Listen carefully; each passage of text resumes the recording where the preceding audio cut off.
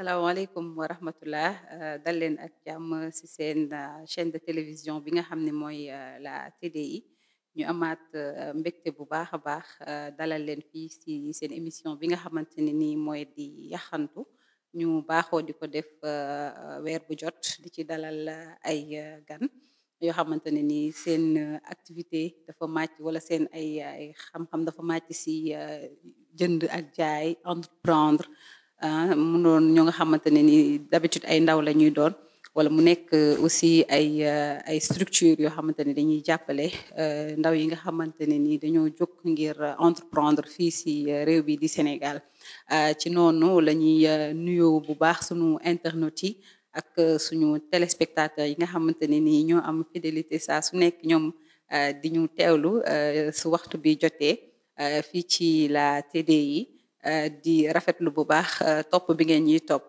di leen ci jaajëfal bu baax a baax a baax ci noonu nag la ñuy nuyu kilifa yi nga xamante ne ni ñoo nekk ci réew mi muy kilifa diine kilifa aada ak ñëpp ñoo xamante ne ni rek taxawaay réew mi ñor na leen ak réew mi gën a jëm kanam ñor na leen kon ñu ngi ci weer bi nga xamante ne ni weer bu tedd la weeru tabaski weer boo xamante ne ni am na wàccuwaay bu am solo si jullit yi di ci ndokkeel képp koo xamante ne ni yaa ngi ci yaxantu bu baax a baax ngir sàkk lu lew ngir loo waajalee événement boobu nga xamante ne ni farata la ci jullit boo xamante ne ni suñu borom dogal na nga teewee ko te mën ko di ci ndokkeel aussi suñu ujaat yi nga xamante ne ni jamono bii ñu nga ca réew mi di màkkatal mu karama di ñoom tamit feddali seen juróomi ponk diine ñoom it ñu leen di ñaanal suñu borom defal leen tawféex foofu ñu àgg fa ci jàmm lépp luñ fa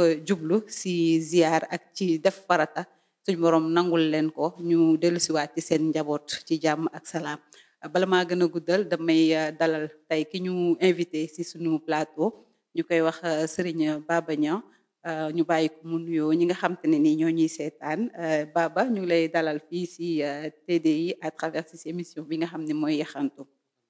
Merci soxna Kumba maa ngi lay ziare bu baax a baax di la remercier ci invitation bi di profiter aussi ci sa antenne di nuyu mbooleem kilifa yi. sunu kilifa diine yeeg sunu kilifa aada yëpp. di ñu seetaan di ñaan yàlla sunu borom liñ fiy wax suñu koy dégg mu doon dégg lu am njariñ ci ñëpp ci ñun ak mu law ba ci Sénégal yëpp. ak Afrique yëpp incha allah. macha allah di am vraiment plaisir ci wax dëgg yàlla privilège bi ñu defal ba répondre suñu invitation di la ci santaat bu baax balaa ñoo avancé di la dalalaat encore une fois. comme ni ma koy waxee rek saa su ne yaxantu émission la boo xamante ne ni dañ ciy dalal képp koo xamante ne ni da nga nekk ci ay activités entrepreneuriales nekk ci jënd ak jaay nekk ci développement bi nga xamante ne ni moom la askan bi soxla. donc lépp pour gën a fësal ñi nga xamante ne ni ay ndaw lañ nekk fii ci Sénégal ñaare sax mën nañ leen a bañ a gën fësal mën nañ leen a gën a gis. Au devant de la scène parce que xëy na ñu bëri dañuy gis tout le temps les mêmes têtes mais souvent am na ay ruq yoo xamante ne di nga fa gis ay ndaw yoo xam ne dañ fay nekk di yëngatu di am ay activités yu am solo yoo xamante ne nii ña ngi koy amal ci seen ay gox lu ci mel ni fii ci Ndakaaru wala dans les autres régions parce que tey Baba mu ngi jóge ba diwaanu Thiès am fa taxawaay bu am solo donc bala ñoo gën a avancé dañ koy bàyyi moom mu présenté wu wax ñu moom mooy kan exactement Baba su ko defee ñu ñëw ci thème bi ñu bëgg a waxtaanee exactement suñ doon wax Baba tey ji Baba bi ñuy présenté boppam danaan moom mooy kan. loolu solo Kumba merci d'abord loolu dina xaw a compliqué un peu mais bon juste pour résumer. Baba jeune entrepreneur la boo xamante ni Sénégal moo ko defal lépp ça veut dire que Sénégal la jàngee fi la defee cursus scolaire am yëpp cursus professionnel aussi yëpp fii la ko defee musta génn bitim réew jàngi. donc fii la entreprendre aussi ba toll fi mu toll. donc Thiès laa màggee Thiès laa yaroo mooy profité di nuyu sama ñaari waajur yi. sunu borom defal leen jàmm ñi ngi fi ba léegi. amiin ak ñi nga xamante ni boobaak léegi ñoo may jàppale spirituellement ak professionnellement. fàttewuma leen benn yoon donc Baba ndaw la bu nekk entrepreneur dans le bon domaine du BTP, ingénieur en génie civil. Donc bu nekk manager bu IGC groupe tey donc boo xamante ni mi ngi à Thiès ici au Sénégal donc un entrepreneur pur sénégalais. macha allah un entrepreneur pur sénégalais donc wax nga ko léegi ci sa ay kàddu ingénieur en BTP loolu moo waral sax tey suñu waxtaan bi ñu war a amal tey thème bi mu ngi tudd bâtir des leaders. Quand le BTP inspire le développement personnel suñu nee bâtir nag c'est bâtir entre guillemets maanaam tabax ay leaders ay ñoo xamante ne nii comme wàllum BTP bi ci nga nekk nan la ñuy tabaxee ay leaders ndaxte da nga nekkaale ci en même temps ce cursus professionnel ba pare nag daal di ci yokkaat leneen mooy nekk coach di taxawu wala di gunge ndaw yi nga xamante ne nii ñoom dañu nekk ci entrepreneuriat bi exactement donc tey ji loolu moo tax ñu war a waxtaanee thème boobu di bâtir des leaders quand le BTP prend le dessus sur le leadership donc tey ji Baba gis nañ présenté nga sa bopp léegi nii suñu ñëwoon tey ci benn laaj bu njëkk lan moo tax bi nga noppee rek say étude nga choisir ne man je vais faire le génie civil dugg dans les BTP. Merci Koumba donc sama choix ci génie civil dina doon loo xamante ne xam naa dina la surprendre parce que c'était pas mon premier choix. D'accord. Pour dire vrai donc damay profiter à l'occasion pour nuyu ak saluer sama grand frère. Donc Pape Momar Niang. Donc sama grand frère la ñun en famille suñu famille dañuy waxtaan ci suñu milieu professionnel. Donc moom moo njëkk a def professionnel ci suñu famille. Donc c'est un ingénieur en télécom bi mu defee télécommunication il m'a appelé pour me dire que ni bon gis naa la ci professionnalisme demal nga defi étude technique la. D'accord. Donc mon premier choix c'était de le suivre dans le télécom. Okay. Pour dire vrai. ci moom la muy def ci moom la muy def. Okay. Donc au moment du concours yi jeexee on était plus de 3000 après on a pris 300. Donc ci 300 yooyu yàlla dogal ñun ñu bokk ci. biñ ci bokkee à notre grande surprise ñu orienté ñu génie civil.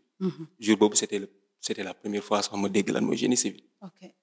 Donc ma delluwaat Thiès waxtaan ci ak sunu parents yi donc pour jëlaat ay conseils professionnellement parce que ñoom aussi ay intellectuels lañu. entre guillemets mais li ko gën a poussé sama guide spirituel la. sama sëriñ la mooy Serigne Saliou Touré. macha allah ma koy ñaanal. di wax ni maa ngi koy sant boo xam te ne amul àpp suma diggante. professionnellement ak amiin donc bi ma demee ci moom li ko poussé mooy dafa maa laaj fan lañ la yóbbu. ma ne ko école yi bari nañu am na yu nekk Dakar am na yu nekk Saint-Louis Pétavin mais am na école bu bees bu tijji bu nekk lycée technique des enseignements professionnels et techniques. bu nekk Thiès. Comme Thiès wala dafa mel ni foofu lañ ma yóbbu. te foofu mooy génie civil bi te man li ma bëggoon def leneen la. mu ni ma daal li gën ci yow mooy nga toog Thiès. ndeysaan. donc entre guillemets c'est lui qui a orienté ma position sur le génie civil. ci laay door a dem nag découvrir lan mooy génie civil. ci biir loolu nag mu doon vraiment métier bu ma passionné. dès les premiers jours de cours. D'accord. Donc loolu moom moo motivé. D'accord. ma def génie civil. nga def génie civil après aussi nga gis ne lii dem nga ba ci biir. mu passionné la. trop nga gis ci sa bopp. trop parce que métier la boo xamante ni c'est un métier concret. Comme on dit. Tout à fait. nekkul loo xamante ni da nga koy jàng après di ko làmbatu. donc jàng la boo xamante ni comme man dama mës a bëgg ay yaxantu ci domaine depuis le bas âge. donc loolu ça m'a plu mu doon loo xamante ni dafa mel ni moom rek laa mës a xam. ma bëgg ko trop di ko exercer aujourd'hui. donc bi nga defee sa cursus noonu ba def sa jàng bu kawe. ci wàllum génie civil. da nga def sa cycle yëpp ba mu mat. nga noppi daal di dem déposer. pour liggéey. parce que y a des entreprises yi nga xamante ne nii c'est des spécialistes dans les BTP ak yooyu noonu. nan nga doxalee loolu ci saa si xalaatoo woon entreprendre wala da nga xalaat ne damay dem uti liggéey ba ci kanam wala da nga pare rek dem entreprendre jotoo jaar fenn. waaw entreprendre bi moom dinaa dafa teel a nekk si man. D'accord. dafa teel a nekk si man en étant étudiant dès mes premières années. ci laa commencé di entreprendre. D'accord. ci laa commencé di entreprendre parce que c'est-à-dire yi nga doon jàng si génie génie civil bi moom nga doon dem di moom laay dem di xar matt yu sew sewaan ak leneen. J'ai commencé par vendre par exemple des ordinateurs. D'accord. Des ordinateurs portables à mes profs. D'accord. di leen ko jox. Donc idée entreprendre bi dafa teel a nekk si man. Ok. ci loolu aussi je me suis toujours dit que ni nit laa koo xamante ni je pense que duma dem di liggéey très longtemps dans les entreprises. Macha Allah. Donc loolu moom teel naa ko xam. Donc ci diggante boobu aussi comme mi ngi woon ci man en 3e année de BT commencé naa def ay conception de plan di ñenn ñi nga xamante ne xam nañ leen ma leen koy proposer. nga leen koy présenter. Donc c'est ce qui a vraiment poussé aujourd'hui ñu créer li ñu créer. Mais teewul aussi ñu poussé suñu jàng. dem université UPOA Polytechnique. Donc yeggale ko mais pour te dire bi ñu amee BT rek dañoo tijji suñu entreprise ñun. D'accord. Parce que je me rappelle à l'époque suñu 3e année il y avait une formation au sein de l'école. Formation GERME gérer mieux votre entreprise bu ONU financé woon au niveau des écoles techniques. D'accord. mi ñëwee aux écoles techniques ñun ñu bokkoon ci ñi ñu jëloon pour ñu def formation bi. À la fin de la formation dañoo demandé woon ñan ñoo bëgg a dem employé salarié ak ñan ñoo bëgg a dem employeur. Ok. Donc man sans hésiter j'ai écrit employeur. Ok. Donc foofu laa ko commencé nag di lan mooy création d'entreprise. nan la ñuy créer entreprise. di ci gëstu ba amee sorti rek avec une collaboration avec sama benn xarit. maa ngi koy nuyu de passage un grand entrepreneur aujourd'hui Abdoulaye Ndiaye. di suñu xarit di suñu jëwriñ maa ngi koy nuyu de passage ñu créer benn entreprise en premier. ak moom donc may alterner la création de l'entreprise et poursuivre mes études. Ok. Donc loolu moo indi entreprendre bi jusqu'à ce que nga dem ba. Voilà jusqu'à ce que.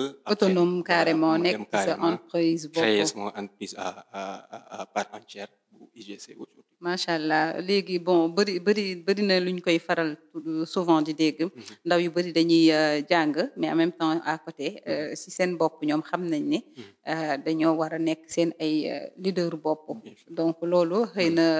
peut-être génie civil bi da ci jouer wala am na loo ci gisee mu jàng parce que après aussi gis nañ entrepreneuriat yombul donc tey jii Baba soo doon wax défi yi nga xamante ne nii rencontré nga ko ci ces débuts ba fi nga toll nii dans ce secteur lan lay doon.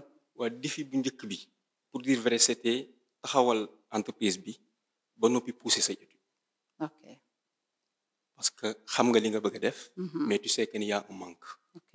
manque boobu da nga ko war a jëlee ji donc loolu moom moo doon défi bu njëkk bi comment créer une entreprise du bul plomber à l'eau ba noppi yow en tant que le leader de l'entreprise nga chercher d'autres compétences par exemple duggaat ci entreprise yi di liggéey.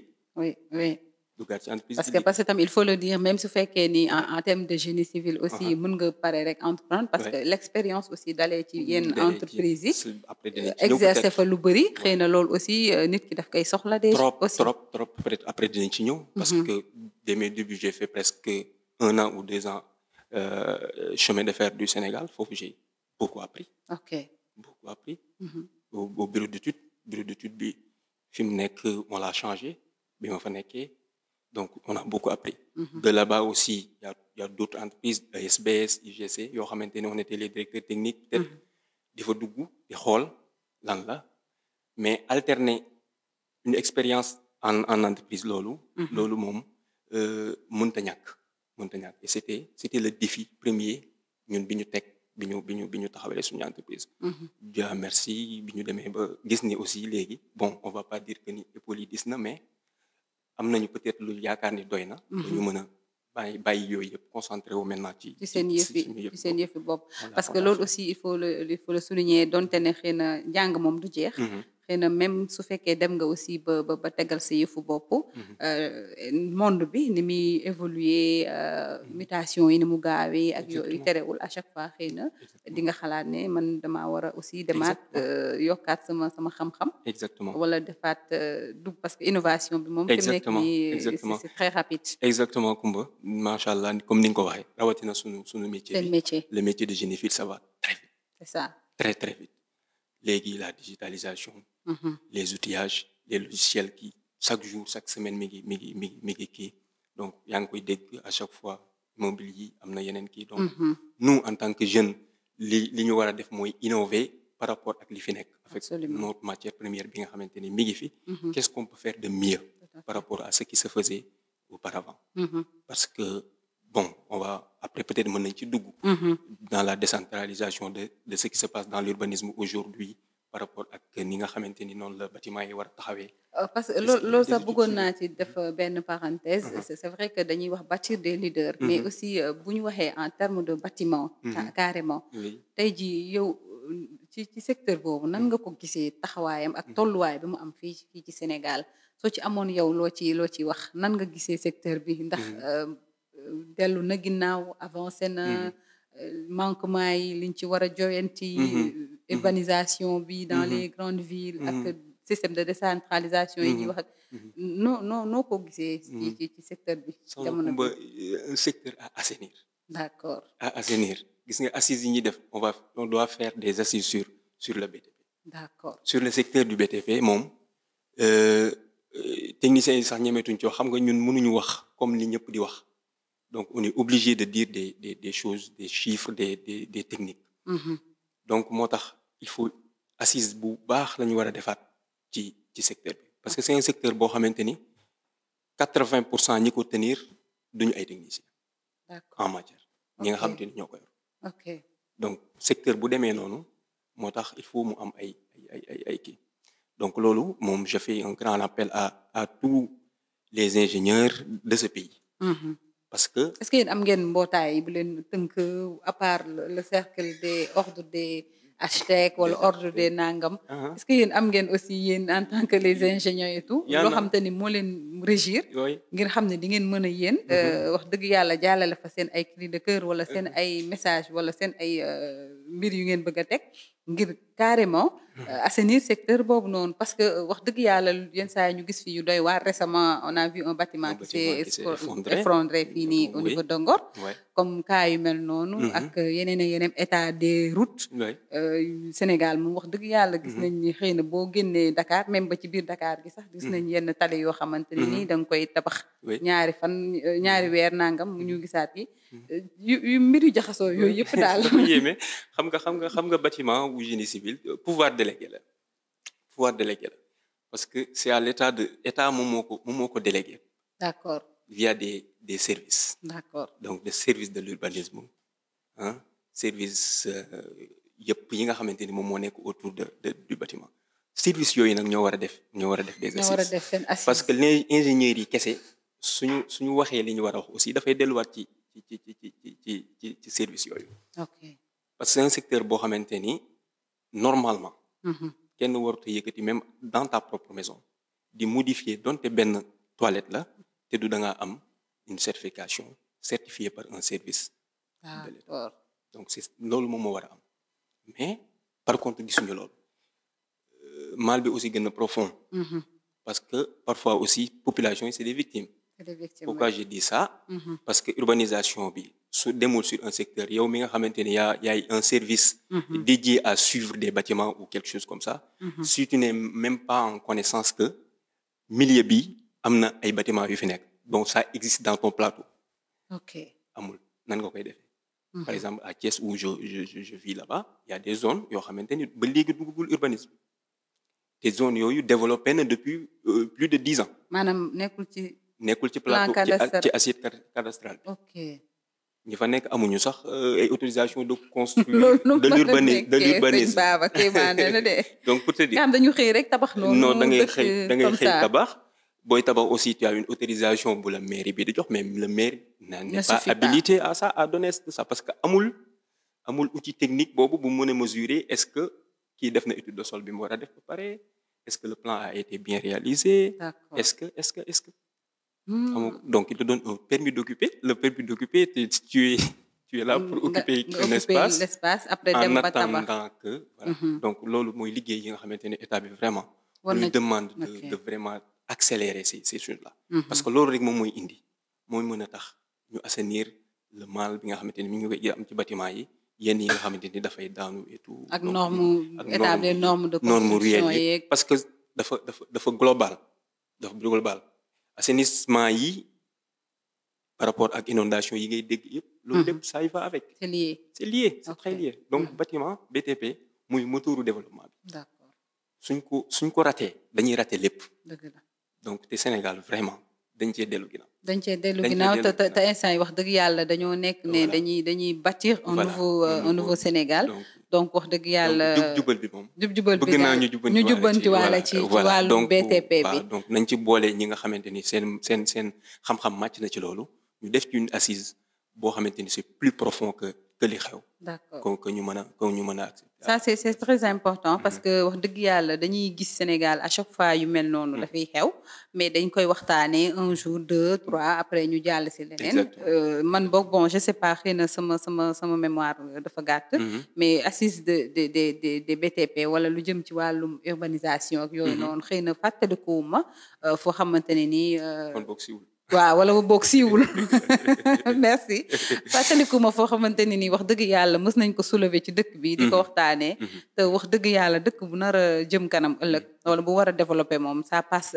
absolument par la construction ci tabax ak ay tabax yoo boo xamante ne nii dafay jaar yoon ñu normaliser ko ba nga xamante ne nii dëkk bi ku fi yeewoo di nga gis ne vraiment man maa ngi ciy dëkk boo xamante ne nii tegu na ci yoon ku fi ñëw aussi nawloo ñi nga xamante ne nii ñoo fi nekk xam ne dëkk bu tegu ci yoon la ñu ngi koy lancer waale fii en espérant que xëy na ñoom mu ngi ci seen xel un jour aussi bu ñu xaaraat ba ay jëye di amaat pour ñu mën a taxawal assise yooyu suñu ñëwee ci suñu beneen pàcc Baba ñu wax ci wàllum coaching ak développement personnel loolu lan moo la ci inspiré parce que entre les BTP et venir faire du coaching et accompagner des entrepreneurs dans ce secteur-là lan moo indi loolu waaw loolu li ko indi c'est simple à expliquer xam nga BTP compétence la d'accord compétence acquise la oui dans la construction tout à fait diriger c'est une autre compétence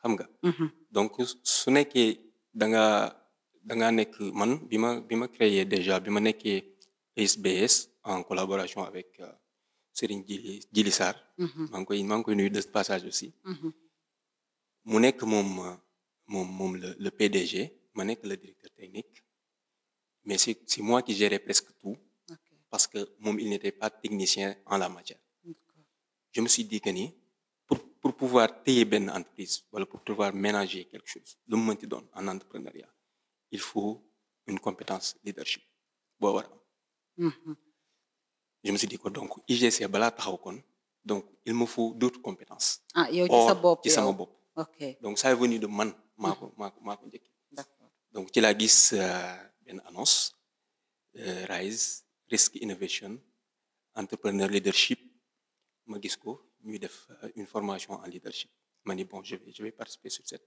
formation mais ça a changé presque ma vie de voir lan mooy ménager une équipe lan mooy ménager une entreprise donc le coaching m'est venu de là-bas donc mu nekkoon une formation très dure en coaching leadership développement personnel boo xamante ni après je me suis dit que ni lii compétence la boo xamante ni képp kuy jiite dara war nga ko am donc tey sa responsabilité yooyu noonu moo la poussé à ce que nga dem xam ne lii su ma ko naree diriger voilà nekkatul technicien bi kese mais dafa laajaat yeneen compétence nga dem gëstu ji ko exactement nga dem gëstu ji ko bi ma ko gëstoo ba pare nag ba pratiquer ko aussi parce que c'est une pratique bu intense lañ doon def donc ma ni lii man en tant que nit koo xamante ni dafa bëgg di transmettre lii il faut ma transmettre ko donc loolu aussi dama ko commencé ci man mooy ci samay collaborateurs les plus proches donc au sein de mon groupe IGC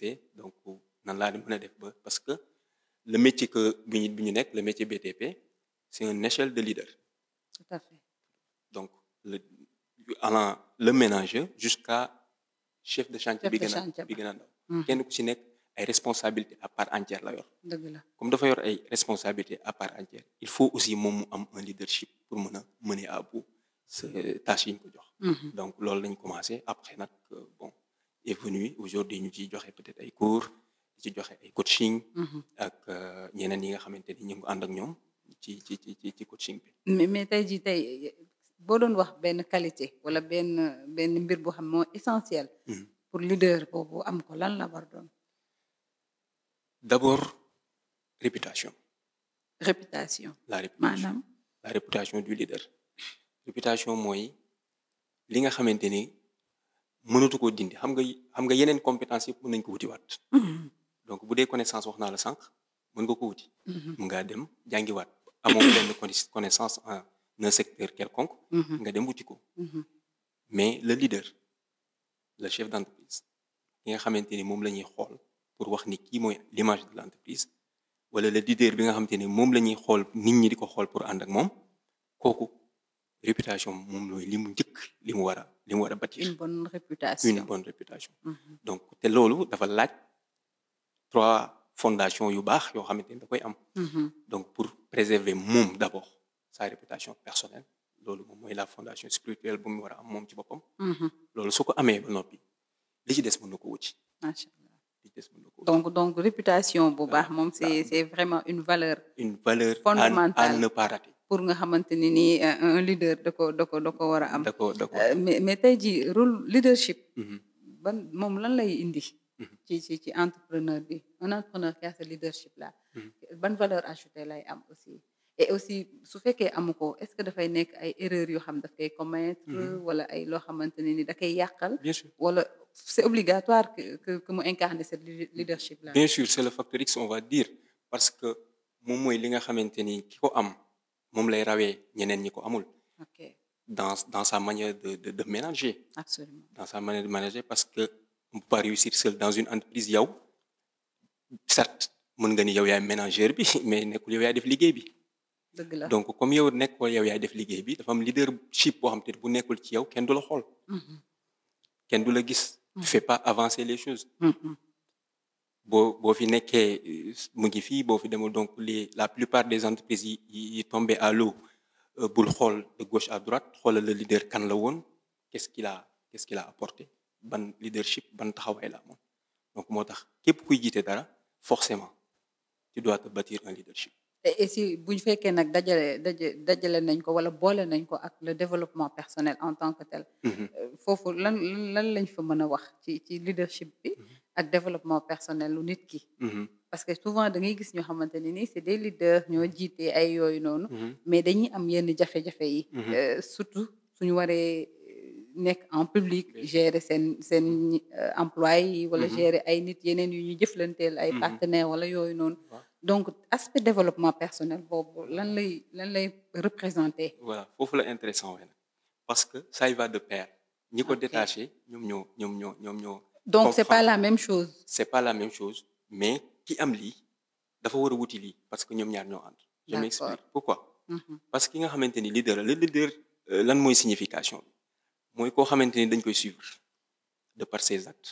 et de par ses faits mais dans la plus chemin positive. mooy ki nga xamante ni dafay ku ko xool da koy inspirer ci mu atteindre ay objectifs am. am nga un objectif mais da ngay gis benn Soxna Kumba wala nga gis benn Baba Niang nga ni kii bëgg naa mel ni moom. ok léegi nag kooku il est sous les projecteurs. donc dootul xool rek Kumba ci technicité bi mais da koy xool de par ses gestes. ok de par ses paroles lan lay wax kañ lay wax nan lay doxee. nan lay toogee. donc c'est très important ça y va de pair. mën nga am xam-xam trop sa ñàkk leadership tax. sa xam-xam bi kenn du ko jariñoo. ak ci développement personnel bi moom mooy sa leadership bi. mooy développement personnel bi. parce que développement personnel bi moom laa lay wax dañ koy boole ak leadership bi. ñun en formation dañ koy boole. parce que après peut-être dinañ ci dugg sur les fondations dafa am leadership bi développement personnel yoo xamante ni c'est 11 éléments ou plus yoo xamante ni da ko war a nekk ci moom saa suy dox saa suy wax. c'est pour inspirer les autres donc soo ko amul donc. mën na yàq lu bari. waxuma mën na yàq lépp mais mën na yàq lu bari. donc normalement un entrepreneur wala un chef d'entreprise moom. forcément dafa war a incarner. leadership boobu ànd ak développement personnel pour mu gën a mën a manager. pour mu gën a mën a manager. pour mu gën a manager équipe bi mu yor parce que équipe bi nga yor tu dois être en mesure par exemple xool leen. te te loolu développement personnel la nan ngay xoolee say employé comment regarder avec l'autre œil le sixième sens nan nga leen koy xoolee. est-ce que loolu noonu dafa nekk lu nuñ koy waxee ci sax lu conventionnel wala loo xamante ne nii c'est personnel. ku ci nekk yow sa style. wala dafa am lu ñu régir rek ne bon un bon leader nii la war a mel. nii la critères yi lañ koy tànnee. wala yooyu wala c'est juste au feeling en fait. non c'est un peu conventionnel. Ok. C'est pas feeling c'est un peu conventionnel parce que mën nga jàpp ni li may def baax na fekk un bon leader warta defee noonu. D'accord. te yow ci sa feeling demeewul noonu.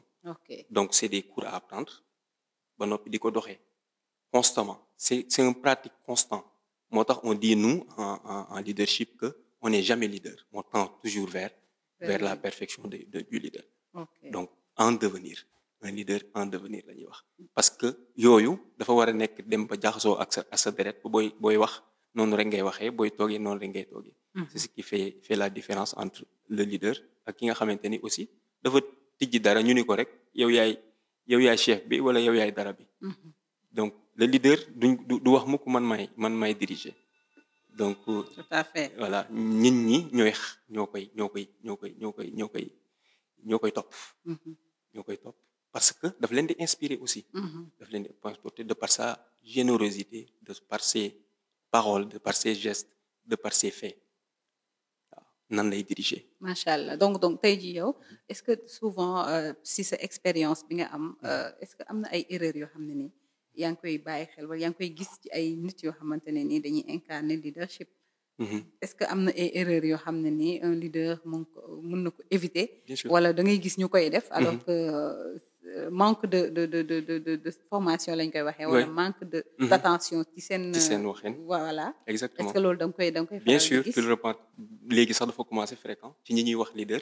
ah bon. waaw parce que le transfert de doute bi ñuy transférer seen interlocuteurs yi. ñi ñuy diriger de leur façon de parler. ok parce que am na loo xamante ni ci dans la technique de parler soo koy def sans pour autant le comprendre tu transfères des doutes par rapport ak ñi ngay waxal. d'accord. donc di wax di hésiter di wax di jëli li ngay wax sa fluidité de choix des mots. sa délivrance des mots ay kii la ay signes la ay signes la ay signes yoo xamante ni un leader comme monsieur Ndiaye bu ko gisee day xam ni kii li muy wax am na lu des. ok soit connaissance bi des na wala pratique bi des na wala li muy wax xamagu ko à 100%. te loolu sans pour autant le comprendre boo jàkkaarloo ak nit di wax loo xamante ni yow des na kooku yàlla moom moo bind doomu aadama. bindee ko noo xam ne dafa am fibre boo xamante ni daf koy sànni bu ko sànnee yow doo yëg ni yaa ngi ko sànni un onde négatif buy wane ni li ngay wax maîtriser wu ko. donc loolu foog compétence yi. compétence yooyu pour ñu mën a xam pour ñu mën a nekk carrément kii Voilà. nii ak si niveau boobu. ci niveau boobu ak di wax di xool nit ñi voilà le regard aussi ça parle ça parle oui ça parle. tout à fait. yaa ngi gis ay leaders yoo xamante ni da nga naan ay leaders lañu mais dañuy mer fois saa su ne dañuy mer. dañuy mer bu ñuy wax ak yow duñ sax dañuy mer rek ça passe pas ça passe pas. ça passe donc pas. yooyu yëpp ay Voilà. points la yoo xamante ne nii on le voit on le très voit souvent. on le voit très souvent ay donc, erreurs yoo ay xamante ne erreurs yoo nii xamante ni xëy na ñoom duñ ko bàyyee xel ci aspect boobu ne Voilà. carrément lii nii c'est peut-être c'est banal. c'est dañuy banal. jàpp ne voilà bon, mais lu normal ñi la. xam dañ koy décortiquer ok pourquoi on décortique à chaque fois discours les président discours c'est ça. c'est comme ça pour xool les erreurs xool yi nga les xamante erreurs, ne nii voilà, moom yoo en xamante- tant que li nga leadership xamante mi ni wax incarné waxu ko wala def na gestuel ko bi sur wax le ko. plan gestuel et tout. Revenons juste sur cet aspect de coaching bi ngay def Baba. Le fait que yow nga nekkoon ci BTP ñu jox la ay responsabilités Waaw. nga xam ne responsabilités yi kat il faut que ma dem amee compétence yeneen supplémentaires Bien en sûr. leadership Bien sûr. pour mën a assigner carrément sama tâche yi nga xamante ne nii moom lañ ma jox nga pare ci loolu daal di koy gën a approfondir jusqu'à yow dem di def du coaching. Ce coaching là comment tu le vois nan nga koy gisee ak pourquoi avoir choisi aussi de faire ce transfert de de compétences compétences. waaw transfert compétence comme je l'ai dit tantôt dafa nekk loo xamante ni je vois que ni c'est essentiel pour les jeunes leaders te comme nous on a l'option de aider jàppale ñi nga xamante ni parce que parcours bi ñu xaw a jaar li muy tuuti parce que ay xale lañu ba léegi parcours bu ñu jàngat lu bare la boo xamante ni def nañ ci ay jàngat yoo xamante ni on a su que ni nit ki pour nga àgg fenn fii à nos jours il faut yenn compétence c'est primordial pour nga am te jeunes yi quoi qu'on dise dañoo bëgg nañ surtout les jeunes entrepreneurs yow sa coaching bi ci entrepreneur yi nga koy orienté surtout wala si déjà des managers wala ñi nga xam ne ni ñoom dañu bëgg dugg ci entrepreneuriat wala les deux okay. Les deux parce que le développement personnel par exemple ou bien dans l'entrepreneuriat c'est un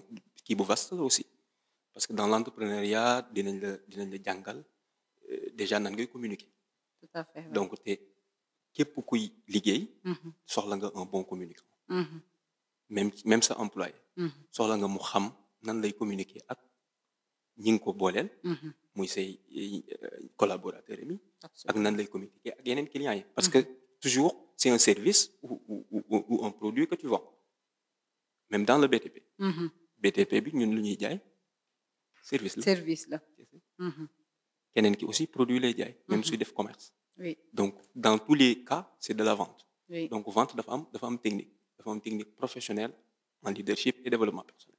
Tout à fait. Donc, coaching bi ñëpp a ko soxla ñëpp l'employé le manager à devenir ki nga xamante ni daa bëgg a créer entreprise am ki ko créer ba pare ak ñi nga xamante ni ñooy ay collaborateurs.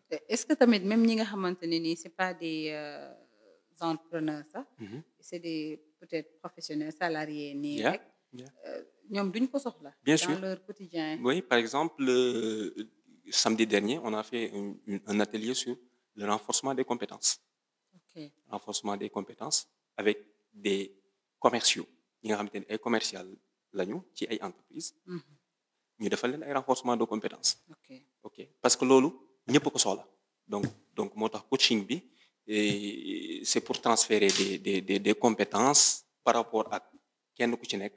secteur bi nga nekk li nga ci soxla le manager nag dafa am leneen lu mu soxlawaat loo xamante ni xëy na bokkuñu ay atelier donc bu may def formation bu ma koy defal l'employé li mu soxla laa koy jox booy defal entrepreneur bi li mu soxla nga koy jox parce que booy defal chef d'entreprise bi booy defal une femme qui peut-être bon je dis une femme boo xam ne ni elle est un grand F avec un grand F boo xam dafa toog ci këram nii rek di gérer ay njabootam wala dara yooyu noonu est-ce que ñoom kii boobu nuñ ko waxee cible yooyu ñoom dañuy soxla coaching développement personnel wala bien sûr xam nga ñun dans le développement personnel ou leadership ñun dañu dissocier wuñu sax le professionnel ak jigéen bi nekk këram d'accord parce que benn nit bi lañ bëgg mu doon bëgguñu mu doon koo xamante ni danaan voilà ñaari nit la parce que dañuy wax femme au foyer ak femme au foyer ak nangam non dara parce que au foyer kan moo fa nekk ay nit lañu ay nit ñoo fa nekk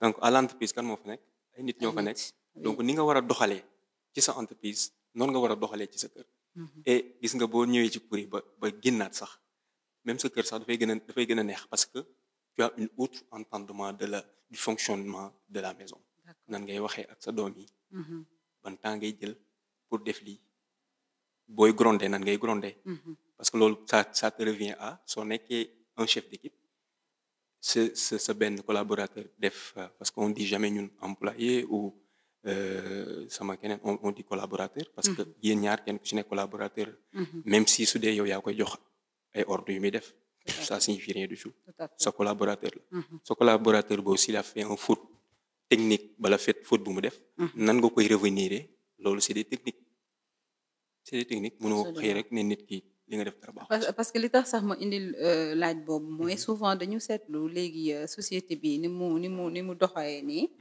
parce que bu njëkk ba da nga daan gis nit nekk ci kër mu nekk une grande famille xëy na yaay yi nekk fa maam yi nekk fa nijaay yi bàjjen yi ak ñëpp noonu oui donc jigéen bi Mhm. dafa doon xëy na am benn soutien boo voilà xamante ne nii da doon am ci njaboot gi souvent sax moom sax du leen yar daaw leen yar ñeneen ñoo ciy jàpp ñëpp nekk mu nekk benn éducation commune mais aujourd'hui ni ñu gisee ak société bi ni mu doxee dafa bëri ñi nga xam ne nii dañuy dund ñoom kese et surtout dañuy gis ay monoparental ñoo xamante ne nii ay ñoom waajur benn kese la ñu war a yar njaboot donc souvent day am yenn blocage yooyu am si jigéen yooyu noonu moo tax ma la laaj ndax seen cible yi ndax jigéen ñooñu noonu dinañ ci bokk parce que souvent am na ci ñoo xam ne ndeysaan elles sont un peu souvent désorientées par rapport ak nu ñu war a manager carrément seen njaboot parce que c'est un type de management absolument c'est un type de management comment ménager des humains parce que loolu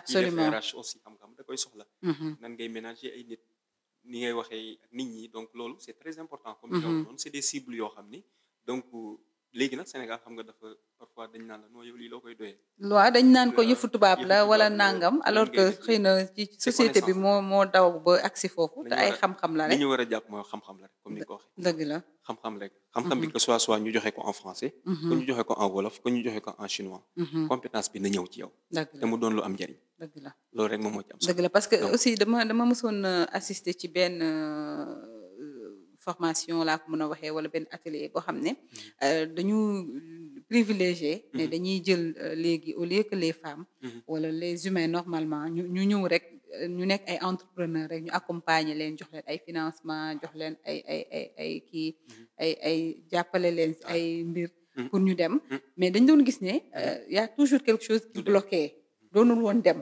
donc il fallait que ñu réinventer mbir yi daal di démarrer waat tàmmalee ko ca former leen ci seen développement personnel ak ci seen leadership ci seen bopp ñoom ba noppi pour ñu mën a nekk apte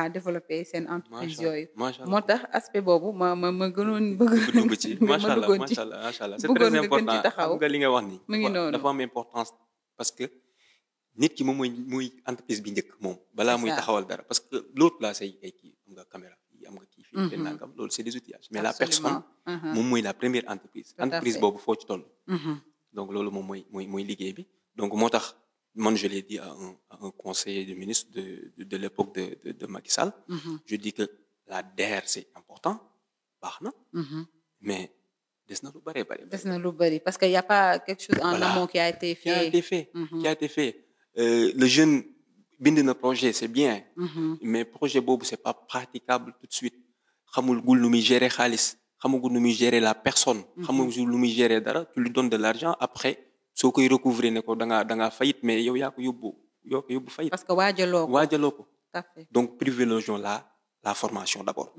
formation bi d'abord aussi bu mu nekk formation théorique kese absolument parce que quoi qu'on dise il y a des entrepreneurs ici formels ou informels maintenant les entrepreneurs informels ñoo ëpp au Sénégal ki ngay jox un projet di ko financer le projet là am na ku koy def pratiquement même s'il est informel su dee bay la am na koo xamante ni ma nga fële di bay amul këyit amul dara kooku école la yor avant de donner jeune bi xaalis yóbbu ko foofu mu def coaching def développement personnel ba noppi def pratique bi bu paree nga jox ko xaalis soo ko joxee xaalis dina xam na la koy defee donc le financement donc war nañ ci liggéeyaat aussi. war nañ ci liggéeyaat parce que c'est très important parce que souvent récemment amoon na fi benn invité ñu ngi doon wax ci wàllu éducation financière mais dañuy seetlu aussi ne à chaque fois nit ki d'abord dañu war a travailler exactement parce que da ngay dem ba ci biir nga ne man kat ndekete man coach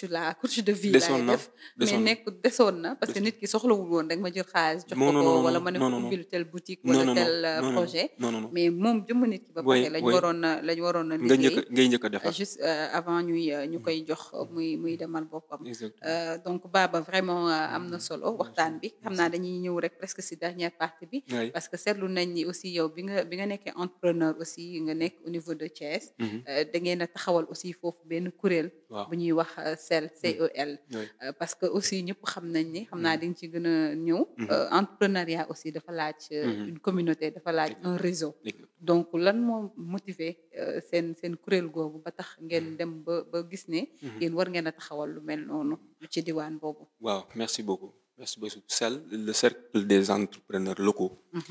Donc on l'a créé pour d'abord dañoo gis ni pour les PME. PME surtout ñooy les cibles premiers. PME yi ak PMI yi. ok mooy les petites et moyennes entreprises yi nga xamante ni dañoo nekk dans les localités. ok parce que on s'est rendu compte que boo demee ci chambre de commerce yu ci ne soo laajtee dañ naan la entreprise yi juddu bu ñu juddoo tey au 2 ans. ou même pas dañuy dem en faillite. ok loolu ñun dañoo taxaw def ci jàngat yu bari. donc avec des collaborateurs monsieur Ndiaye monsieur général mi nga xamante ni moom moo ñu nekkal Japon. ak ñeneen ñi ngi ko seqal ñëpp ñu on s'est dit que ni ñun lan la ñu war a def pour que entrepreneur PME yi ak PMI yi concurrencer vraiment les grandes entreprises. ok pour loolu bu kenn ku nekk demee seul du baax. donc il fallait d'abord trouver la problématique bi lan mooy problème mu entrepreneur yu ndaw yi. problème bu njëkk bi moo doon xaalis. financement. Deuxième problème bi moo doon critères les critères de sélection pour gagner yenn marché yi c'était trop élevé par rapport aux autres. Je te donne un exemple. Moi qui est dans le BTP. En 2014 ma créé sama entreprise. J'ai la compétence def naa génie civil xam naa lan mooy bâtiment. mais pour ma am marché public lan lay def je dois d'abord xool lan mooy appel d'offre yi. l'appel d'offre bi bu la benn bon je donne juste un exemple. benn mairie joxe. nga dem jënd dossier d'appel d'offre bi à 50 000 ou à 100 000 francs. tu viens dans ton bureau pour l'étudier. nga étudier ko ba mu pare ñu ni la léegi loolu doyul caractère de sélection yi lii la. manqué na il faut nga am expérience pour 5 ans te man maa ngi door. te yaa ngi doog a tàmbali. il faut nga am capacité financière bu 10 millions. ok te yaa ngi doog a tàmbali. kii dooru juddu kañ lay am marché bu ko mën a permettre mu am ancienneté. parce que les anciennetés s'y va avec les marchés. yombul. donc on s'est dit que ni léegi kon ñun nan lañ mën a def maintenant déjà il faut ñu regrouper leen pour moins porter combat yooyu. nan lañu mën a def ba ñu bàyyi leen xel sur les sélections ñu di ko ni petites et moyennes entreprises yi nañ leen teggil lii ak lii ci les critères de sélection d'abord ba noppi en matière de financière. si on a 50 entrepreneurs sur une localité. qui font la même activité. Donc venons à Thiès. À Thiès tu as plus de 50 entrepreneurs BTP. Ceux qui font l'agriculture font plus de 30 et quelques. Donc ñi def agriculture 30 lañu. Ils ont un marché qui demande 30 millions. Si bu kenn ku nekk joxe 1 million. ñaata la. ngeen am 30 millions. Et vous allez en compagnie. En soumission. Vous gagnez le marché, vous êtes tous des techniciens, vous le travaillez. Maintenant le travail derrière nag après on s'est dit que ni d'abord dañ leen regrouper mais bu ñu leen regrouper ba pare lan lañ leen war a apporter. ok parce que ci biir CEL bi il y a beaucoup de corps de métier. Il y a beaucoup de corps de métier. ok donc sectoriels yi ñiy def BTP ñiy def menuiserie ñiy def atelier ñiy def.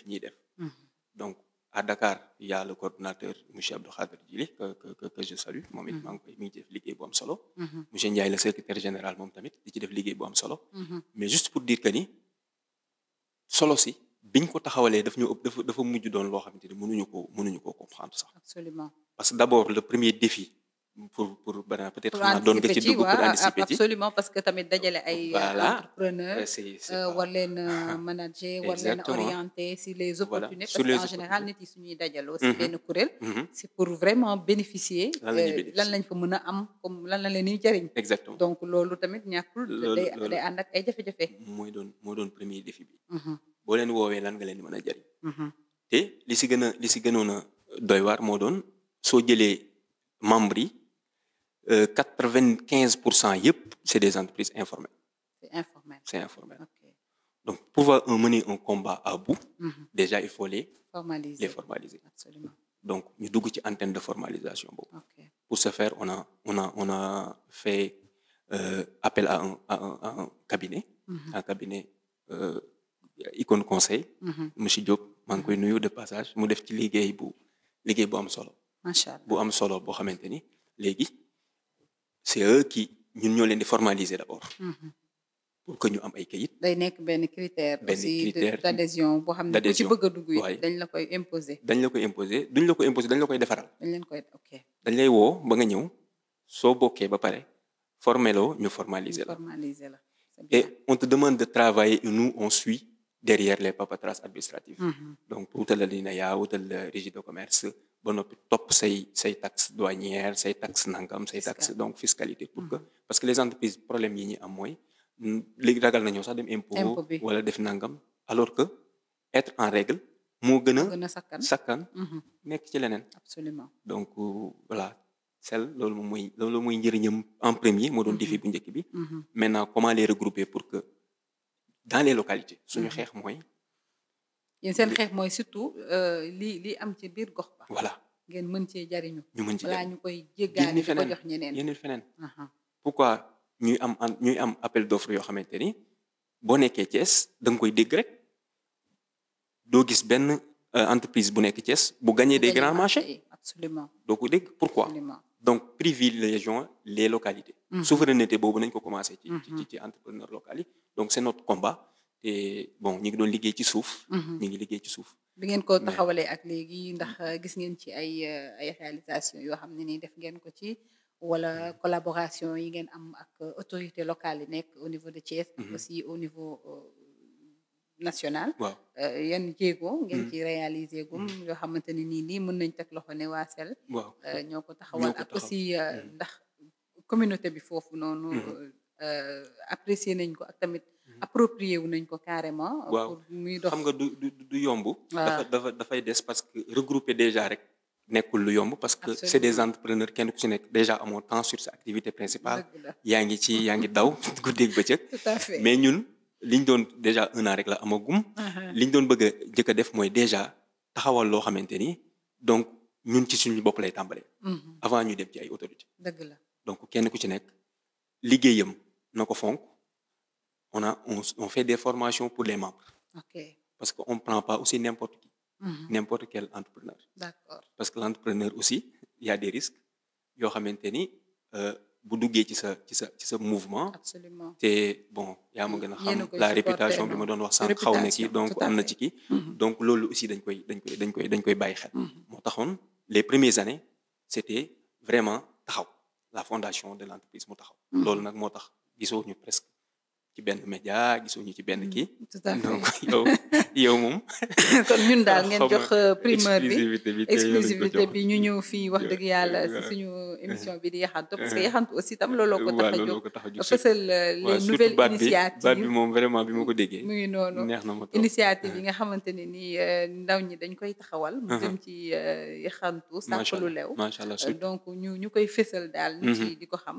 donc tey jii wax dëgg yàlla su ngeen ñu joxee tamit opportunité bi njëkk a teew fii ci suñu plateau dañ ci am vraiment un réel plaisir di yaakaar ni aussi tamit partenariat bi dina gën a continuer ba SEL aussi nekk partenaire ñu mën a fësal activité yi muy def fësal aussi entrepreneur yi nga xamante ne ni ñoo nekk foofu ñoom it seeni activité parce que loolu aussi dafa am solo nit ki dafa soxla li muy def nekk ci gox ba nit ñi xam ko bu ko defee suñ ko soxlaa bala ñu ko wuti feneen mën a dem ci moom surtout que li nga wax nga ci sànq volet bu am solo yéen nga leen di accompagner ñu formaliser wu nekk ci en règle par rapport ak tey jii ni nga xamante ne nii noonu lañ bëggee réew mi doxee noonu donc Baba ñëw nga ci SEL voilà c'est vrai que kuréel bi comme ni nga ko waxee sànq bu taxawagul lu yàgg mais structuré ngeen ko quand même mu am vraiment juridiquement am un bureau am lépp donc mu nekk aussi vraiment lu am solo lu ñu leen di encourager absolument tey jii bu ñu bëggee tënk ci sel rek yan ambition ngeen am ak yan projet ngeen xalaat su fekkee c'est pas indiscret yu ngeen bëgg a jëmmal foofu ci diwaanu Thiès wala ci diwaanu réew mi yëpp ak aussi ndax xalaat ngeen aussi extendre ko ba am ci ay membres ci bitim réew parce que sénégalais aussi ñu ngi entreprendre fépp waaw d'abord non loolu moom bon xam naa du ma la jox lépp waaye waaw da ma ci jox lu mënta ñàkk rek façon ñi ngi ci liggéey ay liggéey vraiment yu am solo donc à l'intérieur du pays et à l'extérieur tamit parce que am nañ suñu benn kii bu nekk foofu moom moo nekk à l'extérieur donc même man aussi comme dinaa voyager lu bari donc moom moo nekk Japon donc Mamadou Seck donc c'est pour expandre foofu les jeunes entrepreneurs yi nga xam dañuy dajaloo foofu sax la gën a yombee parce que foofu déjà mentalité bi la changement de mentalité bi jiitu na donc entrepreneurs yi nekk foofu maa ngi leen di nuyu de passage donc liggéey bi bari na ambition yi li ci njëkk mooy entrepreneur local yi ñu jox leen seen gëdd ñu jox leen gëdd loolu nag li muy tàmbalee mooy nga jox sa bopp gëdd ba pare absolument donc c'est notre combat premier mooy que ñuy def lu baax ba noppi di ko def ci anam yi dëppoo ak yoon c'est très important entrepreneur yëpp nag dans tous les secteurs il faut que d'abord ñu xam li ñuy def mën ko yaa ngi anticiper sax ci laaj bu ma la bëggoon laaj yan conseil ngay jox ñi nga xam ne dañu voilà ci dugg ci entrepreneuriat bi wala ñu ngi ci seen communauté bi absolument waaw ñooñu li ma leen di jox conseil surtout les débutants en entrepreneuriat même les anciens sax parce que yenn saa yi ñoom it dañuy bëgg mbir bi de mais ñu patient la patience parce que entreprendre nekkul source de revenu ba mu war a nekk motivation première pour l'entrepreneur absolument entreprendre du source de revenu en première loolu nañ ko bàyyi xel soo ne damay entreprendre pour am rek en premier lieu rek da nga daanu boo sax mën ngaa juum parce que yoon bi dafa metti dafa dëgër dafa nekk leneen am yàlla moo ko yor li nga war a njëkk a def mooy est-ce que li ma war a def naa ko mooy est-ce que compétence bi may woote déjà mi ngi fi absolument est-ce que maa ngi ci yoonu ku bëgg a dem ni mi fi muy jaar donc mooy li sëñ bi waxoon ne na nga am ambition mooy na nga am yitte ju kawe quand tu es entrepreneur ne vise pas petit donc vise très très très loin tout en étant patient très patient léegi nag beneen bi ci tegu moom moo ci am ëpp solo mooy dafa ne na nga am jom mu ni am jom bi moom mooy li ciy naqari parce que dafay naqari nga muñ ko donc patience boobu laay woo ci entrepreneur yëpp ñu def ko parce que y aura des hauts et des bas dans de si la rek la entrepreneuriat dans de si la y a des hauts et des bas su nekkee en haut am na loo war a def bul ko manqué su nekkee en bas am na loo war a def bul ko manqué macha allah te mënuñu tàggoot laajuma la Baba yow tey jii en tant que coach wala en tant que technicien ingénieur waa suba ba tey ñu ngi wax affaire leadership yow est-ce que y a une personne ou bien ko xamante ne nii daf la inspiré en tant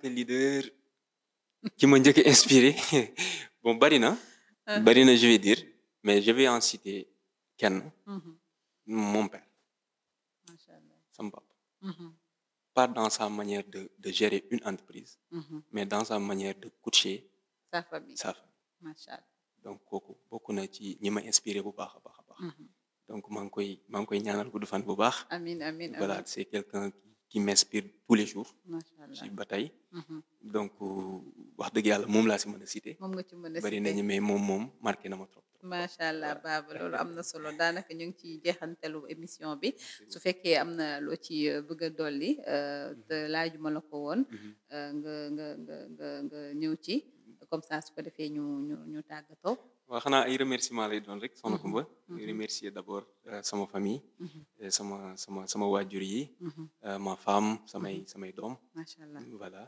mooy première entreprise bi ak waa IGC groupe yëpp sama collaborateur ya fa nekk yëpp maa ngi leen di nuyu di leen ziar di leen remercier ci seen endurance ci seen patience voilà xam naa ne yoon bi yombul surtout mais ñi ngi may accompagner ba léegi maa ngi leen di nuyu di leen bàyyi xel di nuyu aussi conseil administration bu SEL. Donc le secrétaire général monsieur Youssoufa Ndiaye, Abdou Khader Djili le coordinateur, donc monsieur Diop le cabinet Icône, tous les autres membres Mame Thierno tout ku lim da ngay jum maa ngi leen di jaajëfal parce que je suis le président mais liggéey bi yëpp ñoom ñoo koy def man dama fay nekk nii rek voilà donc defuma lu bari donc maa ngi leen di nuyu ñëpp di jaajëfal nuyoo soo ma ko mayee Serigne Cheikh Bamba Touré bien sûr sama kilifa sama Serigne mu Serigne Saliou Touré maa ngi koy ziar di ko beral nuyoom di ko ñaanal yàlla yanu xalif général teg ci yoonu ci Thiès yàlla na oyof ci kawam bu baax a baax voilà ñëpp am nañ ci moom yaakaar ñu ngi koy ñaanal bu baax a baax di la remercier aussi ci aisance plateau bi ci professionnalisme bi ci leadership bi macha allah vraiment tey kay moom xam naa yaa ma dimbali moom ndax boo amee invité bu dal moom daanaka yow da ngay dal rek non macha allah vraiment maa ngi lay remercier doon naa leen suivre vraiment gis naa plateau bi niñ koy Cheikh Abdou Lahad voilà di santaat Cheikh Abdou Lahad bu baax waaw moom moo ko facilité sonal na ma ci bataay yi donc moom dafa jàmbaar waaw moom vraiment jàmbaar la nit ku baax la ñu ngi koy nuyu mi ngi def liggéey bu am solo aussi ci yaatal liggéeyu sëriñ bi loolu ñu ngi ci bàyyi xel di santaale aussi suñu waa daara yëpp mañ ma ko nooree nii ñooñu moom dama fa am significatif moo tax suñ ma gisee dañ may rapproché ak foofu moo tax mënuma tamit nekk ci benn plateau te du ma leen tudd donc ci jëwriñ ji Serigne Saliou Fall ak Taysirul Asir di ko jaarale ci jëwriñ ji itam Serigne Ndiaye Guèye maa ngi leen di nuyu ñoom ñëpp ku ma fàtte na ma jéggal macha allah plateau bi moo neex moo tax dëgg la nuyu nga ñëpp moom macha allah sëñ Baba ñun ñu amoon tamit mbégte bu baax comme ni nga koy waxee rek léegi moom jamono ji da ngay gis ay ndaw rek ñu rombalaat seen ay baylaat yooyu noonu nga jàpp ne daara ji lañ jóge fekk ne fees nañ dell ci zaahir fees nañ dell ci baatin boo leen woowee ci sëñ bi ñu ñëw boo leen woowee tamit ci wàllum yaxantu wàllum liggéey wàllum professionnalisme aussi ñu wane ci seen bopp ba mu mat sëkk loolu mooy décomplexé carrément donc lu am solo la te léegi wax dëgg yàlla de plus en plus ñuy dem ñu ngi koy gën a seetlu ci ndaw yi léegi di leen ci encourager encore bu baax a baax di amaat mbégte sëñ Baba di la santaat bu baax ci disponibilité bi ak temps bi nga xam ne accordé nga ñu ko c'est vrai que ni un leader un entrepreneur amul jot ak xat-xat yi jamono fi mu toll nii ci période bi nii nga bàyyi sa yitte yëpp ñëw répondre suñu invitation donc dañ la ci remercier waat bu baax a baax di la ñaanalaat aussi ci say ay activité suñu borom gën la cee defal jàppandal ak yëwanal ak tawféex ak najaa di la ñaanal ci sel bi aussi ngeen gën cee yegg fu kawe seen njortu comme ni ma ko waxee sànq rek ñu dem ba partenariat bi gën a yaatu visibilité bi ñu gën ko yaatal fii ci suñu ay plateau di amoon mbégte bu baax rek comme ça su nekk chers internautes ak téléspectateurs de la TDI partage ak yéen moment bii nii ci émission bi di yaxantu di jërëjëfal ñëpp ñi nga xamante ne ni àndoon nañ ci liggéey bi encore une fois sëñ Abdou Lahad bi nga xam moo facilité coordination bi di ko jaajëfal bu baax aussi di remercier équipe technique bi nga xamante ne ni ñoom la àndaloon bu baax ci liggéey bi di leen jox rendez-vous à très vite incha allah ci beneen numéro jërë ngeen jëf